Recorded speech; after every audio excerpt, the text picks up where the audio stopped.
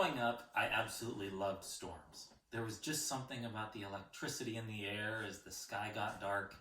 The clouds would roll in, then the thunder would begin to roll off in the distance, and you begin to see the flashes of lightning.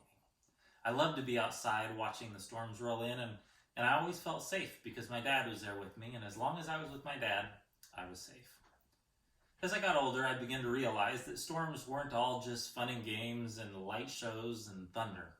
I began to realize that storms caused a lot of damage to crops. Then I moved to Iowa and discovered that tornadoes did tons of damage to homes and people's lives. In our world today, we face many storms. We're facing one right now as a nation, as a world community as a whole. The coronavirus has caused a lot of fear in a lot of people. Today I want to take you on a journey back into the book of Mark. In the book of Mark, chapter 4, we have a story that Jesus tells. Jesus gives us an illustration of how we can deal with the storms that come into our lives. Before we jump into the Bible, though, in Mark chapter 4, verse 35, I want to share one thing with you that I read recently. It's from the website 538.com.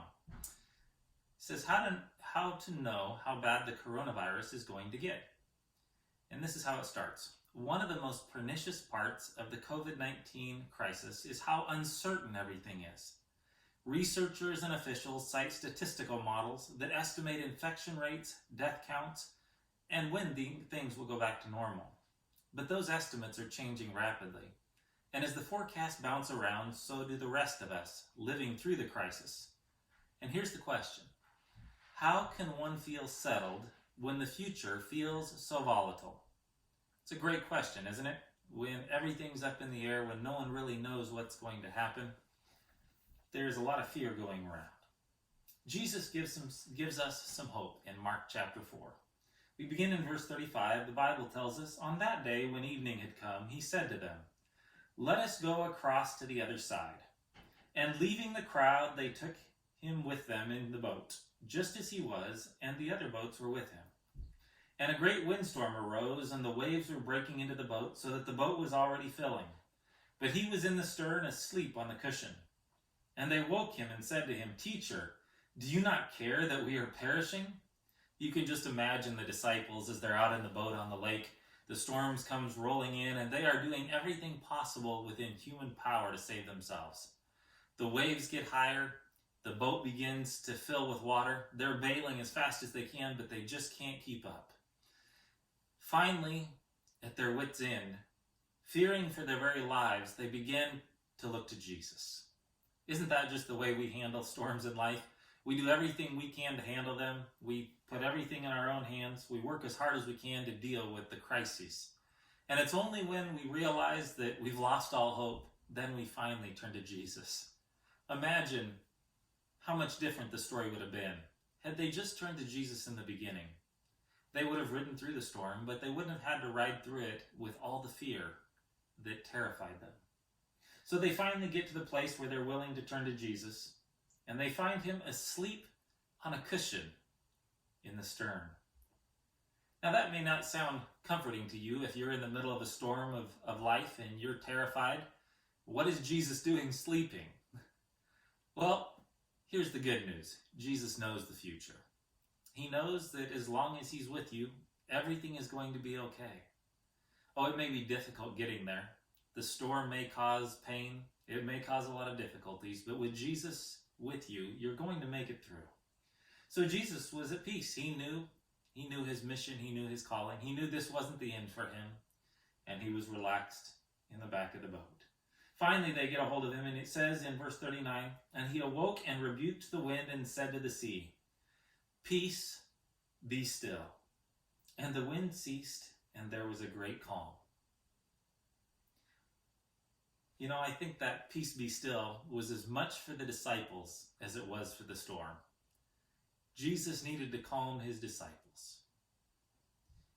With all the terror and fear going around, how are you feeling? How are you doing today? Are you worried? Are you fearful? Well, one way to tell is just do a little emotional check on yourself. Just stop for a minute See if your chest feels tight, if your back muscles feel tight, maybe your neck is feeling a little tight. Check your body. Your body will tell you if you have too much tension going on. If so, maybe it's time to take a break from watching all the news media, from focusing so much on the prognosticators and everything that might go wrong and could go wrong and how long it will take. And just take some time out. Take some time to listen to Jesus' words. Peace, be still. You know, this last week I was in the middle of a lot of meetings trying to figure out how we were going to handle all of this, how we're going to take care of people in our community who are in need. And as I was listening to the various newscasters, as I was reading the various reports on how bad the virus could get, I began to realize that I was getting overstressed. So I took my wife's advice and I went to the park with them. We took our dogs out and we went on a walk. And you know what was amazing to me? As we walked around the lake, the birds had not stopped singing. The squirrels had not stopped running around. The frogs were still croaking and jumping around. As we came around one corner, there was a frog sitting right beside the edge of the road. Our dogs wanted to chase it, and my daughter just stopped. She wanted to go see the frog. And in the middle of it all, I realized, you know what? As afraid as everyone is, with all the concern, all the planning, everything else going on, if you just take some time to get out in nature, you're going to find some peace. Because nature is at peace, trusting in the God who created it. So go outside, listen to the birds sing, relax a little bit. Jesus comes back to his disciples, and he says to them in verse 40, "Why are you so afraid? Have you still no faith?" He turns to the disciples and said, "Why are you afraid? Why are you so terrified? Do you have no faith still? After all I've done, and you've watched my miracles, you've walked with me moment by moment, day by day. Do you still have no faith?" And they were filled with great fear, the Bible says, and said to one another, "Who then is this, that even the wind and the sea obey him?" If God can handle the wind and the sea, he can handle any crisis that comes into our lives. Whether it's a crisis of a virus that's spreading around the world, a crisis at work, a crisis in our finances. Maybe your fears are not about the virus. Maybe your fears are about how the shutdown is going to affect your job and your income. Jesus knows the future, and he has you in his hands. You don't have to be afraid. Now, there is one thing I do want to point out. As I was in one of the groups online, one of the pastors' groups I'm in, someone posted there an evangelist telling his people, don't be afraid, have faith, hug each other, shake hands, ignore all the warnings. Friends, that's not what faith is about. Faith is about taking God at his word and trusting in him. But it's taking God at his word. You see, the Bible gives us instructions. If you go back to Leviticus 13 gives us instructions of how to deal when we have diseases that can spread throughout a community. And God has very explicit instructions about washing, about quarantining, a lot of the steps that are being recommended. Faith is not presumption. Faith trusts that God will get us through this moment. But it takes God's instructions, it takes common sense into account, and it acts accordingly. So take into consideration those common sense instructions. Keep some distance between you and those around you. Stay at home as much as possible. When you have to go out, make sure that you're washing your hands and taking proper precautions. But don't be afraid. Don't be terrified. Jesus is in the boat with you. Now, I can only imagine the disciples' response when they got to the end of this. As they came out of the storm, they're amazed. They're just in complete amazement at what Jesus has just done. Even the wind and the sea obey him. Their faith has been strengthened. They're ready for whatever comes. And then the Bible tells us in chapter 5, they came to the other side of the sea, to the country of the Gerasenes. And when Jesus had stepped out of the boat, immediately there met him out of the tombs a man with an unclean spirit. He lived among the tombs, and no one could bind him anymore, not even with a chain. For he had often been bound with shackles and chains, but he wrenched the chains apart, and he broke the shackles in pieces. No one had the strength to subdue him. Imagine their terror A crazy man comes running out of the caves. He can't be bound by chains. He's so possessed that he can just break chains in two. No one can bind him, and now he's running down the beach straight towards him. You know what? Jesus isn't afraid of storms, and he's not afraid of crazy men, and he's not afraid of demons. He looks at the man with compassion, and he says to him, when Jesus saw, in verse 6, when Jesus saw from afar, he ran and fell down before him. When he saw Jesus, he ran from afar and fell down before him, and crying out with a loud voice, he said, "What have you to do with me, Jesus, Son of the Most High God? I adjure you by God, do not torment me." For Jesus was saying to him, "Come out of the man, you unclean spirit." And Jesus asked him, "What is your name?" He replied, "My name is Legion, for we are many." It was the demons inside that were speaking. And he begged him earnestly not to send them out of the country. Now a great herd of pigs was feeding there on the hillside, and they begged him, saying, "Send us to the pigs, let us enter them." So Jesus gave them permission. And the unclean spirits came out and entered the pigs, and the herd, numbering about 2,000, rushed down the steep bank and into the sea and drowned into the sea. The herdsmen fled and told their city and their country. You know, it's interesting. This demon-possessed man is freed by Jesus.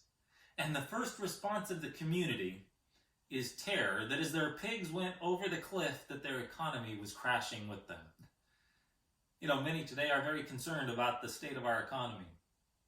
But let me tell you this, no matter what happens with the economy, or with your job, or with my job, Jesus is not afraid. He knows the future, he knows what's coming. And whatever it is, he'll be there to get us through it. We can trust in him. If we place our faith in him, no matter what the storm is, he will get us through. Because again, Jesus is not afraid of storms. Jesus is not afraid of crazy men. He's not afraid of demons. He's not afraid of a crashing or tanking economy, because he knows the beginning from the end. He knows the steps that you will take, and he will walk each day with you. So don't be afraid, no matter the storm that comes along. A little healthy understanding of what's going on is always important. Take appropriate measures. Take appropriate steps. But trust in Jesus and he will get you through. After the demon-possessed man was cleansed, Jesus had a conversation with him. It says in verse 16, "And those who had seen it described to them what had happened to the demon-possessed man and the pigs. And they began to beg Jesus to depart from their region." They want Jesus to leave. As he was getting into the boat, the man who had been possessed with demons begged him that he might be with him. And he did not permit him, but said to him, "Go home to your friends and tell them how much the Lord has done for you, and how he has had mercy on you." And he went away and began to proclaim in the Decapolis how much Jesus had done for him. And everyone marveled. When difficult times come, sometimes we want to run away. Sometimes we want to leave the situation. But Jesus says, you know what? I don't want you to do that. I want you to go back home. I want you to stay there. And here's the one thing I want you to do. I just want you to tell others what I have done for you. I want you to tell them about the peace that I have brought into your soul. I want you to tell them how I have freed you from fear, from the terror that flies by night, or that stalks in the noonday. I want you to know that I am with you always, so that when trials and storms come your way, that you know that you are standing in them with your Father, and that nothing can touch you apart from his will. As bad as it may get, as bad as it may be, God is with you every step of the way. And when you live your life with that kind of a peace, those around you will marvel. When you can walk through life with a peace that passes all understanding, they're going to wonder where you got that strength and that peace from. When you can be quarantined in your house and not go crazy. When you can have conversations with others about everything going on. And there is a quiet confidence in your soul because you know that God is with you and he will get you through, come what may. Others are going to wonder what's going on. And Jesus says, here's what I ask you. Carry my peace with you. Carry it with you and share with others the wonderful things God has done for you. Now, some of you may be thinking, yeah, that's all good, but I'm quarantined. What can I do if I'm stuck in my house? Well, there's a lot you can do. We have an incredible tool that God has given us today called technology. We can reach out and touch those around us. If you're not in a high-risk group, you can reach out to those in your neighborhood who are. Maybe you have a neighbor that's in one of the high-risk groups, and you can offer to pick up groceries from the store for them. As a church family, as a church community, we can reach out to those in our community. We can help them. We're going to be having some things to offer to our community. I want you to stay alert. We're going to be sending out some opportunities as we go through this time. We're going to be able to help those around us who are in need. But even if you're kept at home, even if you can't go out, I want to share something with you that I found to be amazing. It's incredible. After an outbreak of the bubonic plague, the University of Cambridge closed its doors for 2 years. Isaac Newton had completed his degree, but his academic career was now put on hold. So what did he do? He didn't live in fear. Instead, he retired to a small farmhouse where he developed, notice this, he developed calculus, optics, and gravitational theory, all in the time he was locked away in his house. So what are you going to develop during this time of social distancing? Are you going to spend it complaining, in fear? Or are you going to use it productively to help your fellow man? You know, Newton wasn't the only one. There are many people down through history who did incredible things during a time of isolation. Here's just a few. Imagine David hiding from Saul out in the caves in the wilderness. Imagine the fear among his men. And then to hear David composing songs of praise to God, songs of trust that God was his refuge and strength. David in isolation wrote many of his famous songs. Paul wrote much of the New Testament, his letters from prison. John on the Isle of Patmos wrote the book of Revelation. Luther translated the Bible into the German language in Wartburg Castle. Dietrich Bonhoeffer, chased around, locked away by Hitler in prison. Many of his greatest works produced. His Christian history transformed. Paul Bunyan wrote Pilgrim's Progress from a prison cell. And Martin Luther King Jr. wrote letters from the Birmingham jail. Just think what you can do. If you'll place your trust in God, I expect great things from you. Put your trust in Him. Walk through this storm with peace. And remember always, it doesn't matter what your storm, Jesus isn't afraid. He is with you from beginning to end. He will never leave you nor forsake you.